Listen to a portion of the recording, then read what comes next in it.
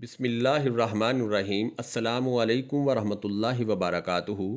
दोस्तों, हमारे चैनल का कंटेंट है कि आपको दीनी ऐसे मसाइल बताए जाएं जो आप एक दूसरे से बात करते हुए शर्म महसूस करते हैं और आपको उस मसले की समझ नहीं होती, फिर सारी ज़िंदगी आप लोगों की ऐसे ही गुज़र जाती है इस तरह के मसलों में गिरे हुए। तो आज हम जो इस वीडियो में डिस्कस करने वाले हैं आपके साथ वो है कि बीवी के साथ जिमा का फितरी तरीका क्या है।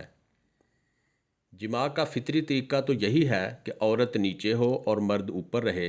चुनांचे सारे हैवानात इसी फितरी तरीका पर अमल करते हैं और कुरान पाक की ज़ैल की आयत में भी यही तरीका नहायत लतीफ़ इशारे में बयान किया गया है, जिसका तर्जमा है, जब मर्द ने औरत को डांप लिया तो इसका हल्का सा हमल रह गया।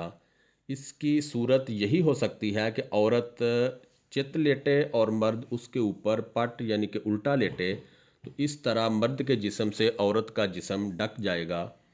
इस तरीका में ज़्यादा राहत व आसानी है, औरत को भी मशक्क़त नहीं उठाना पड़ती, नीज़ इस्तक़रार हमल के लिए भी ज़्यादा मुफीद है।